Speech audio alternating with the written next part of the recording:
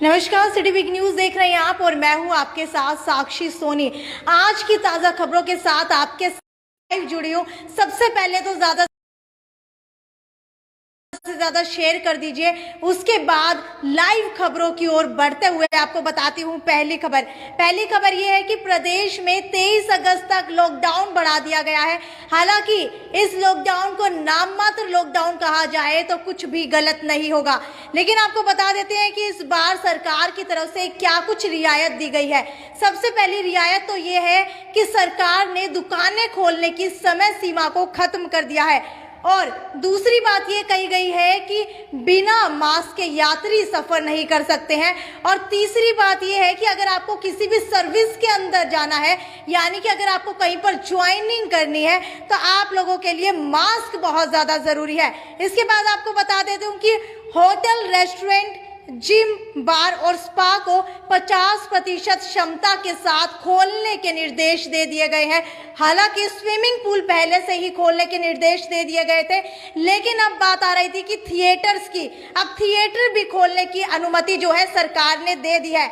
इसके अलावा शादी और अंतिम संस्कार के अंदर शामिल होने की अवधि जो है सरकार ने कहा है कि आगे तक आप लोग जो है कोरोना की गाइडलाइंस के तहत इसके अंदर शामिल हो सकते हैं। लेकिन अब बात आती है क्षमता की, तो क्षमता जो है आप लोग 50% क्षमता के साथ ही शामिल हो सकते हैं। अगर आपका कोई इंडोर का कार्यक्रम है तो क्षमता के मुताबिक 100 लोग ही शामिल हो सकते हैं। अगर आउटडोर का कार्यक्रम है तो उसके अंदर सिर्फ 200 लोग जो है शामिल हो सकते हैं। लेकिन गौर कीजिएगा कि ये जो सारी की सारी रियायतें दी गई है या फिर रेस्ट्रिक्शंस दी गई है, ये भाजपा सरकार के ऊपर लागू नहीं होती है, क्योंकि आप लोगों ने देखा होगा कि डिप्टी स्पीकर रणबीर गंगवा ने यहाँ पर तिरंगा यात्रा निकाली थी। आउटडोर के अंदर 200 से ज्यादा लोग इकट्ठा थे और वो काफी चिल्ला कर कह रहे थे कि हमारे यहाँ पर 1000 से ज्यादा लोग इकट्ठा हुए हैं। तो गौर करने वाली बात है। चलिए दूसरी खबर की ओर बढ़ते हुए आपको बता देते हैं कि आप सभी के लिए खुशखबरी है और आप सभी के लिए ही नहीं, देश के लिए खुशखबरी है। टोक्यो ओलंपिक जो है रविवार को खत्म हो चुके हैं, लेकिन अब तक गोल्ड के साथ 7 पदक जो है हरियाणा ने जीत लिए हैं। आपको बता देती हूँ कि ये 121 साल का सर्वश्रेष्ठ प्रदर्शन है। पिछले 21 साल में देश ने ओलंपिक में 20 पदक जीते हैं, जिनमें से 11 सिर्फ हरियाणा के हैं। तो हरियाणा, हमारा हरियाणा सबसे आगे। तीसरी खबर की ओर बढ़ते हुए आपको बता देती हूँ कि आदमपुर से कांग्रेस विधायक जो काफी समय से फील्ड के अंदर दिखाई नहीं दे रहे थे, कुछ समय पहले एक खबर की थी, उसके अंदर लोगों का कहना था कि वो हलके के अंदर कदम भी नहीं रखते हैं। हालांकि उनका इंटरव्यू किया गया था तो वो मेरा इंटरव्यू जो है बीच के अंदर छोड़ करके भाग गए थे, वो भी सिर्फ इसी बात के ऊपर कि वो हलके के अंदर जाते हैं। लेकिन अब देखिए, आपको बता देती हूँ कि आदमपुर के विधायक कुलदीप बिश्नोई की ओर से विधानसभा स्पीकर ज्ञानचंद गुप्ता के ज्ञान के ऊपर सवाल उठाए गए थे। अब उसी के अपोजिट जो है ज्ञानचंद गुप्ता ने कुलदीप बिश्नोई को करारा जवाब देते हुए ये कहा है कि आज तक कुलदीप बिश्नोई के पत्र जो है विधानसभा के अंदर पहुंचे ही नहीं, और अब जो कुलदीप बिश्नोई पत्र वायरल कर रहे हैं वो सारे के सारे फेक पत्र हैं, क्योंकि आज तक उनका कोई पत्र जो है विधानसभा के अंदर पहुंचा ही नहीं है।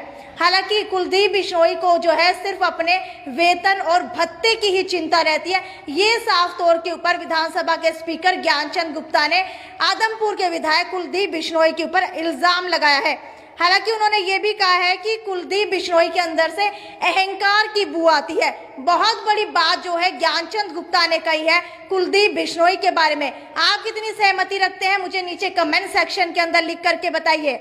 चलिए आगे की खबर की ओर बढ़ते हुए आपको बता देती हूँ कि हालांकि अभी भारत के अंदर केरल के आसपास जो है कोरोना के मरीज बढ़ते नजर आ रहे हैं, लेकिन अब सबसे बड़ी डरने की बात यह है कि अमेरिका में कोरोना महामारी के कारण इमरजेंसी जैसे हालात बन गए हैं। 6 महीने पहले जहां पर रोजाना 1 लाख औसत मरीज आया करते थे, आज दोबारा से वैसे ही 1 लाख औसत मरीज जो है अमेरिका के अंदर मिलने लगे हैं। और देश में ये जो है 40% जो कोरोना मरीज बढ़ रहे हैं वो टेक्सास और फ्लोरिडा में बढ़ रहे हैं, अमेरिका में। हालांकि अगर अमेरिका के अंदर मरीजों की संख्या बढ़ रही है। अगर फ्लाइट शुरू होती है तो वो दिन दूर नहीं जब हरियाणा और पूरे भारत के अंदर भी इसी तरीके से कोरोना के मरीज जो है बढ़ने शुरू हो जाएंगे।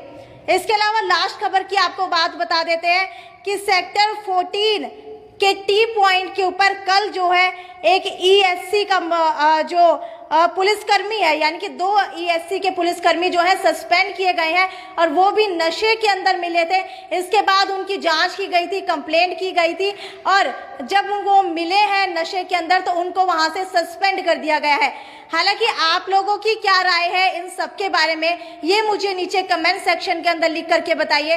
ये थी साक्षी सोन की रिपोर्ट। ज्यादा से ज्यादा शेयर करते रहिए और रोजाना सुबह मेरे साथ जुड़िए। अगर आपके शहर की भी कोई तरोताजा खबर आप लोगों के पास है तो मुझे नीचे रेगुलरली कमेंट सेक्शन के अंदर लिख करके बताते रहिए। नमस्कार।